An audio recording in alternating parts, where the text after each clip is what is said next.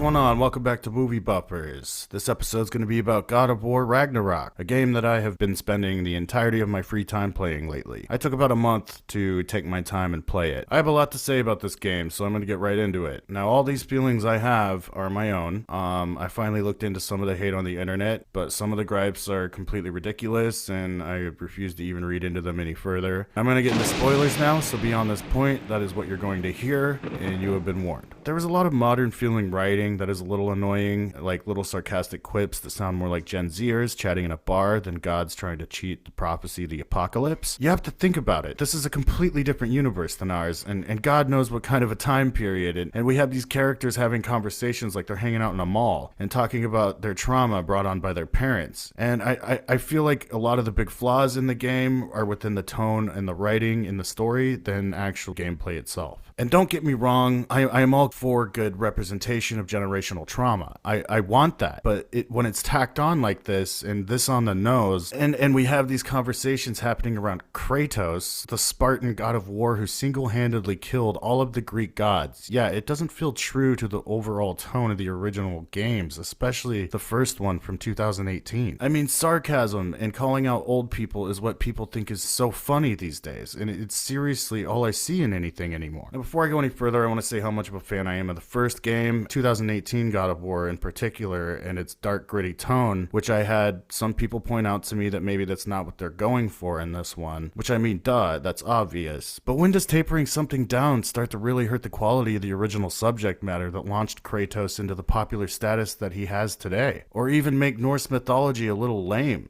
This game kind of it manages to do that. It seems like the main storyline and the side quests did not match up at all. It really felt like they were going for a more comedic tone as well, instead of wrapping up the dark, violent, and incredible ground set by its predecessor. Some of the stuff was so lame that it made me feel like I don't even want to go back and replay this one. I would almost rather go back and play the first game, because that one impacted me so much more than this one. I felt like this was like a draft of Ragnarok. And I also wanted so much more. The team-up stuff at the end, it actually felt kind of lame. It was like it was trying to bask in the glory of a finale, but it all felt so formulaic. They might as well have had a skybeam. This was also supposed to wrap up the Norse mythology stuff for good, and I don't even feel like they did a very good job at that either. The first game was underwhelming a little bit because it seemed like the second game was where all the gods were going to come in, and this is where we were going to see the big violent outcome of the decisions made in the first game. Or it kind of felt like the first three God of War games where Kratos single-handedly rips apart almost every god in Greek mythology. Instead, they gave us this half-assed couple of battles with Thor, and we weren't even the ones that got to take him out. And the characters I hated the most were Mimir and Angerboa. She was the absolute worst. I guess the internet raged over the lame-ass section where you have to play as Loki, and you have to spend like an hour and a half watching them flirt on screen, and it was just really cheesy and unnecessary. Not so lively around here.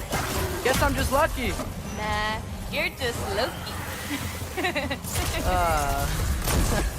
And also, I felt all of the characters talked too much in general. I'm not sure if there was a way to turn this off in the menu or not, but Mimir yelling, "Get up, brother!" and having every hint called out by somebody walking past was really annoying. It was almost motivation enough to not die during battle so you didn't have to hear Mimir's annoying ass voice, dude. Good God. The part at the end where Angerboa comes through the portal with the wolf and Kratos is like, "How?" And her response is, "It's giant stuff." It all just felt really lazy. No need to explain anything at all. Just have some quirky character that you've been pushing on us say a sarcastic comment, and then we laugh and act like it all makes sense. Nah, man. Guys, I did not expect to be sitting here tearing the story apart. I feel like a dick, but these are my honest opinions, and I was so excited to play this game when I'm physically wincing at the cutscenes, not knowing what the happened. No, of course I don't want to see Kratos die, but he kind of deserved it.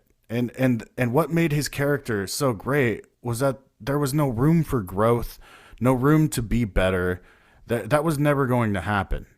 And the fact that this game felt like it was one giant slapstick comedy, it was a little offensive. Brock's death felt tacked on, along with the shitty twist that Odin was actually Tyr the whole time, spying on them. I felt like I was tripping. And the way that Atreus just wakes up after the big explosion, and then he meets up with his dad and literally takes off that second. Like we couldn't cut to him leaving later down the highway like Bruce Banner or something. That would have been so much better. It all felt so rushed. Alright, well that was my review of the story. As for the gameplay, it was awesome, man. It perfected all the things that needed polished in the last game. The PS5 features were nothing special. It was definitely a step down on the violence scale, but it was a very satisfying game. A lot of loot and treasure hunting, side bosses, etc. I'm giving God of War Ragnarok a B+ for being fun, yet subpar. And that's it. That's the show. What'd you think of the game? Comment below, and please like and subscribe, smash the bell so you can get notified when new episodes come out on this channel, and maybe we'll do some more game reviews on here. I spent a lot of time playing them, so I might as well talk about them. It's only right?